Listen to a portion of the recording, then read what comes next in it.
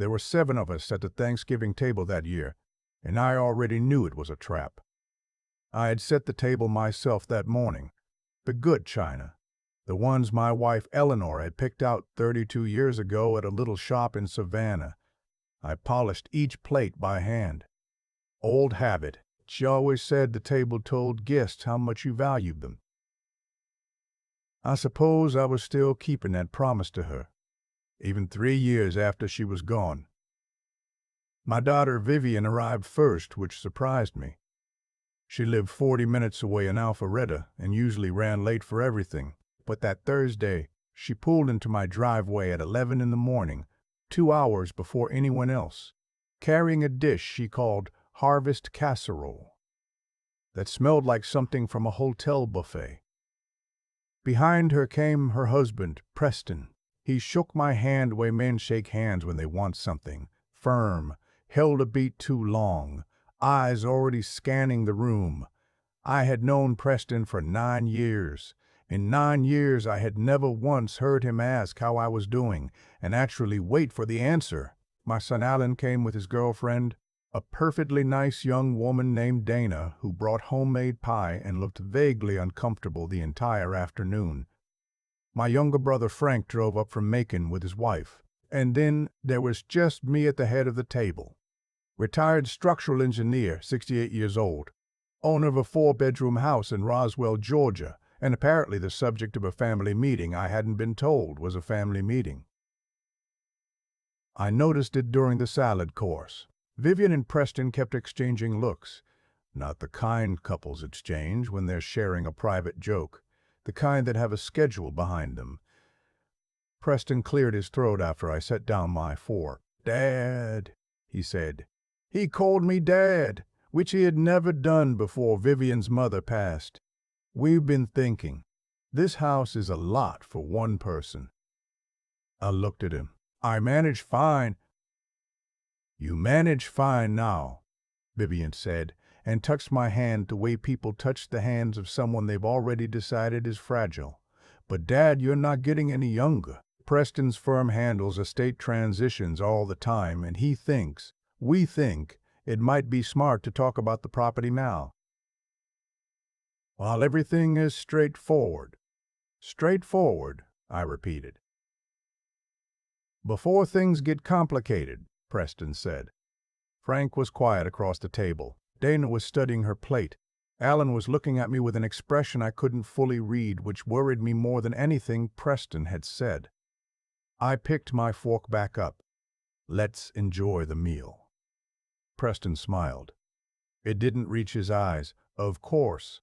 We can talk after." We talked after. What came out, over decaf coffee and the pie Dana had brought, was this. Preston had, apparently, spent some time looking into the current value of my property. My house sat on 1/3 of an acre in a part of Roswell that had become very desirable in the past decade. The lot alone, according to Preston, was worth considerably more than I paid for the house in 1991. There was, he explained, a window, a market window. And wouldn't it make more sense to liquidate now, while values were high, and use the proceeds to fund a comfortable transition, his words, into a retirement community? He had a folder. He had actually brought a folder to my Thanksgiving table. "There's a very nice place in Peachtree City," Vivian said. "They have a golf course." "I don't play golf," I said. "You could learn," she said, and laughed, and I saw in that laugh everything I needed to see. This wasn't concern. This was a plan. And they had been working on it for a while. I didn't raise my voice. I had decided, somewhere between the salad and the casserole, that I would not raise my voice. I thanked them for the information. I said I would think about it. Preston looked satisfied. Vivian squeezed my hand again. They left by 6 o'clock, and I stood in my front window and watched Preston's Audi back out of my driveway. And I thought about Eleanor, and I thought about the 31 years I had spent building something, and I thought about the folder, and then I went to my desk, and I called my attorney. His name was Stuart Ames. I had used him twice before, once for Eleanor's estate, once for a property dispute with a neighbor that turned out to be nothing. He was 71, semi-retired, and answered his own phone on weekends. "I need to talk to you," I said. "I think my daughter is about to try to take my house." "Come in Monday," he said, without missing a beat, like it was the most ordinary sentence in the world. Maybe for him it was. That Monday changed everything. Stuart was thorough. He asked questions I hadn't thought to ask myself, about my financial accounts, about whether I had ever signed anything at Vivian's request, about Preston's professional background. That last question gave me pause. I realized I didn't actually know what Preston's firm did exactly. He said estate transitions. I had always assumed he meant something like financial planning.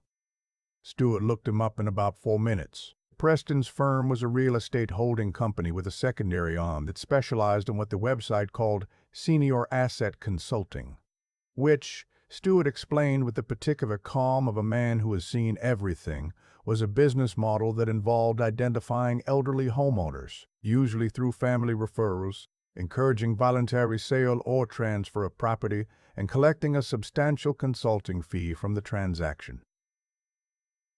Vivian had referred her own father. I sat in Stuart's office and felt the specific cold that comes not from temperature but from understanding something you didn't want to understand. My daughter had not come to Thanksgiving out of worry. She had come because her husband had a business model and I was a line item. "What are my options?" I asked. "Several," Stuart said. "But first, tell me, have you done any estate planning since Eleanor passed?" I hadn't. I had thought about it. Eleanor's death had been sudden. A stroke, 64 years old, no warning.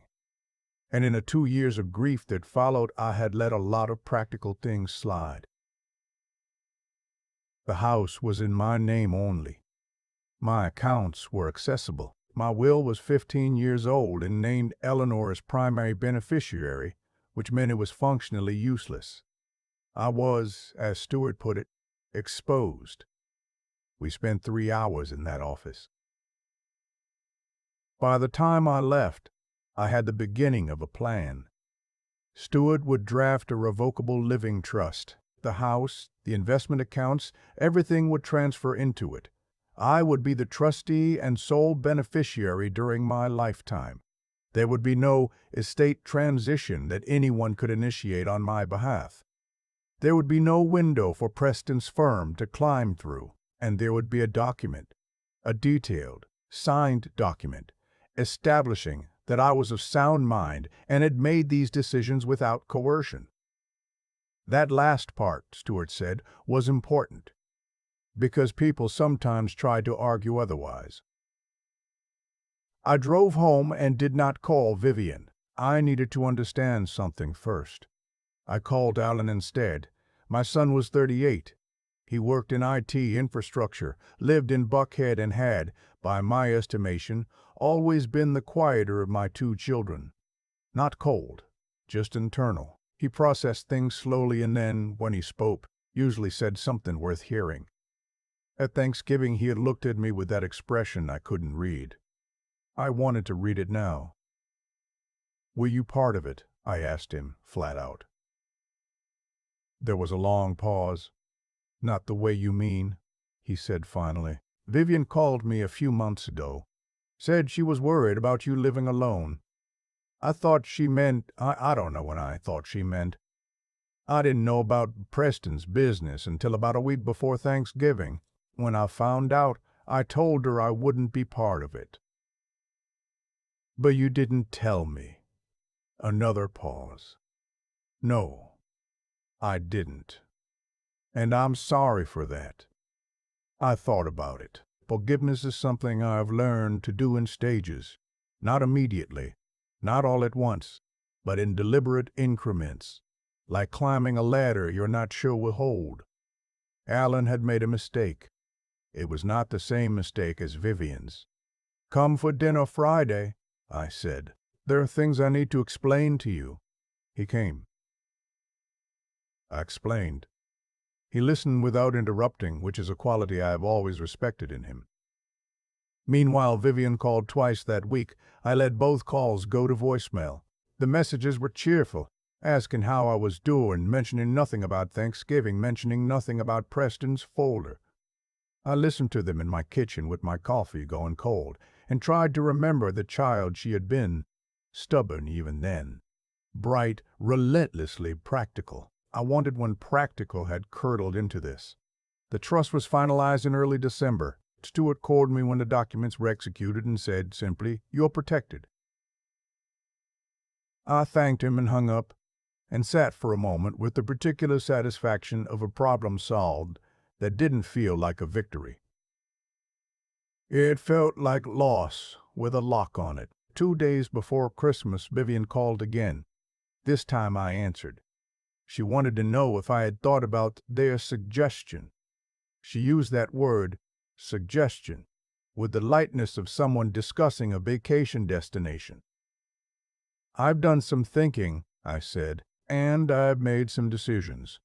"Oh, expectant, careful. I've established a living trust.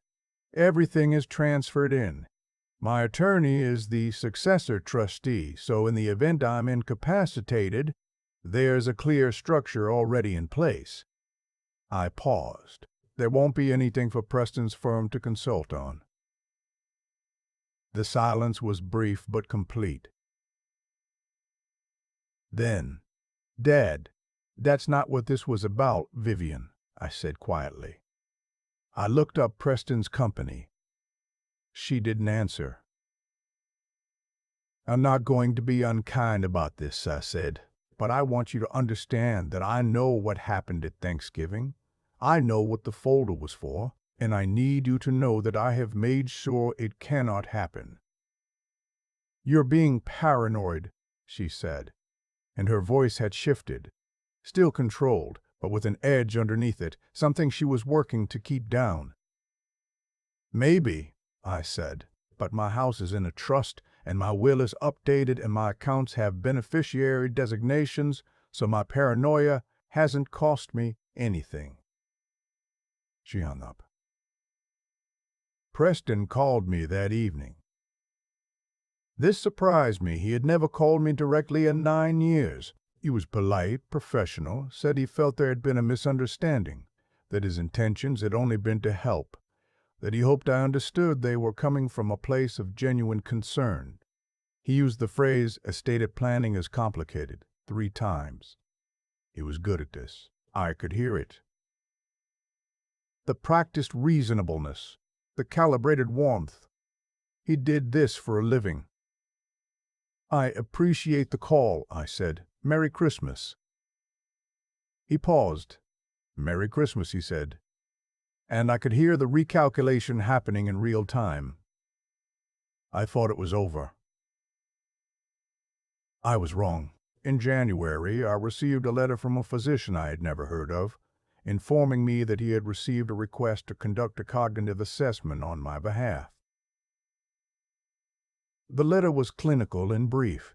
It referenced a concern submitted by a family member about my ability to manage my financial affairs independently. I read it twice. Then I drove to Stewart's office without calling ahead. Stewart read it once. He picked up his phone and called a colleague, a woman who specialized in elder law, while I sat across from him. He explained the situation in 3 sentences. She told him what I needed to do in 2. First, I needed to see my own physician immediately and have a cognitive assessment done voluntarily, on my terms, with full documentation. A preemptive evaluation that would establish clearly and contemporaneously that I was competent. Second, Stewart needed to send a formal letter to the requesting physician and to Vivian's attorney, because this kind of request did not happen without an attorney, notifying them that I was represented, that I was pursuing the assessment independently, and that any further contact should go through him. My doctor, a quiet man named Dr. Pemberton, who had been my physician for 11 years, was baffled and slightly indignant on my behalf. He conducted the evaluation himself, I scored what he called, with a rare hint of warmth, annoyingly well. The formal letter to Vivian's attorney went out the following week. I did not hear from Vivian for 6 weeks. When she called again in late February, she did not mention the assessment request. She talked about the weather in Alpharetta. She mentioned that Preston's company had restructured. She asked if she could come for dinner. I thought about it. I said yes.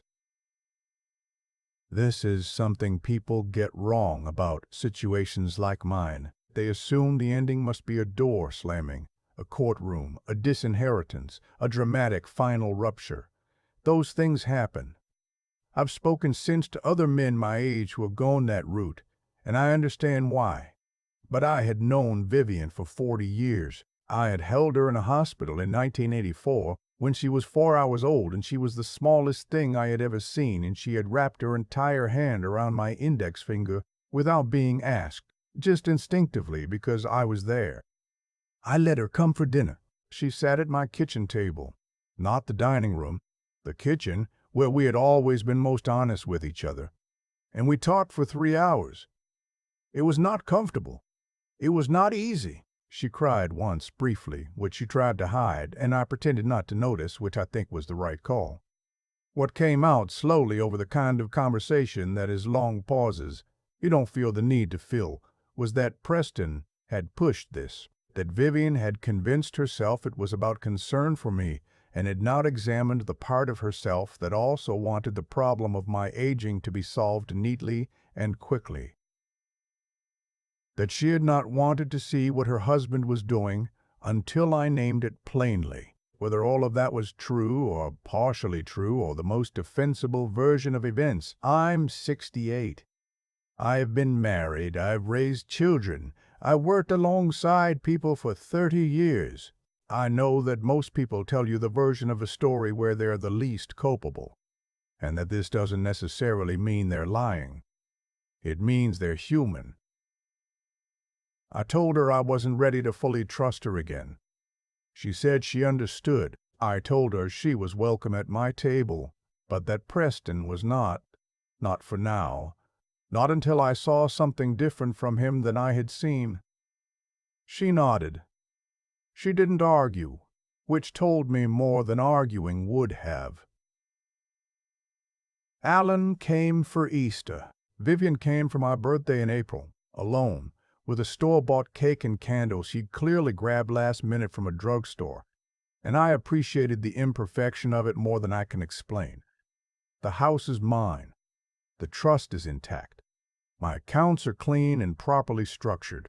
Stuart checks in every few months just to confirm nothing has shifted. I do not golf. I have no plans to move to Peachtree City. I still have Eleanor's china, and I still polish it by hand, and occasionally when the light comes through the kitchen window in a particular way in the late afternoon, I can almost believe she is in the next room. My son calls every Sunday. My daughter calls when she can, which is more often than it used to be. Last fall I drove out past the house my father grew up in over in Decatur. It's a dentist's office now, has been for years. I sat in the parking lot for a few minutes. I thought about what it means to build something, and what it means to protect it, and whether those are really two different things, or just two names for the same stubbornness. I decided it was stubbornness, and I decided I was fine with that. I drove home.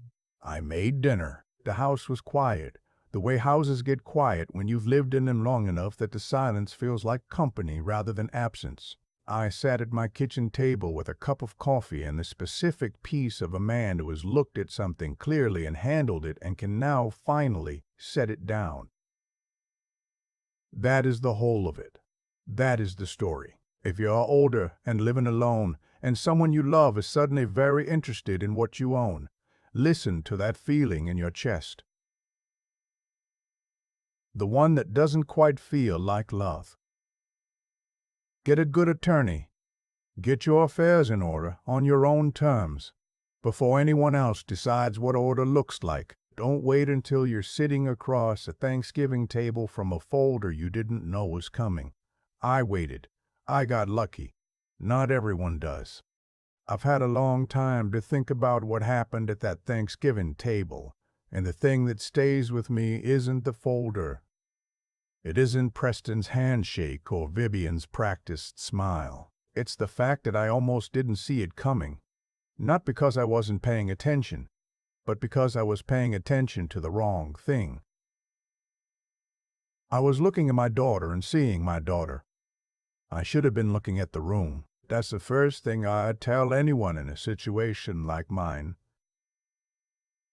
The people who want something from you rarely announce it plainly. They come in with concern.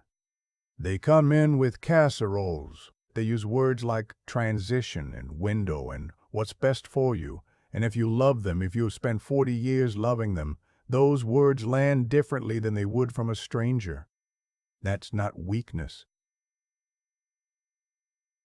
That's just what love costs you in terms of clear vision. The work is learning to look clearly anyway, without letting the looking turn you cold. What I did right, I think, was move before they did. Not out of suspicion for its own sake, but because Stuart asked me a question I had no good answer to. Have you done any estate planning since Eleanor passed?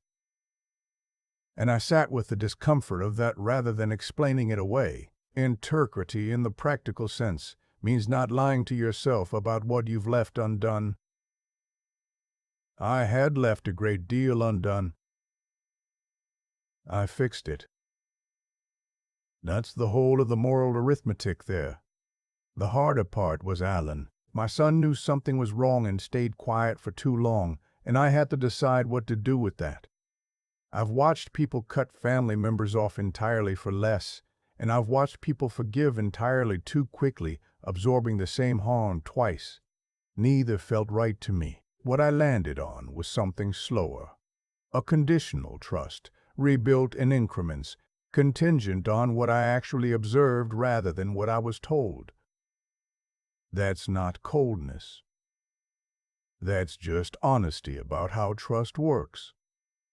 You don't give it because someone asks for it back. You extend it carefully in the direction of what you see. Vivian is harder still. I won't pretend otherwise. She sat at my kitchen table and cried and told me the parts of the story where she was least culpable, and I listened without interrupting because that is what you do when someone is trying to find their way back from something.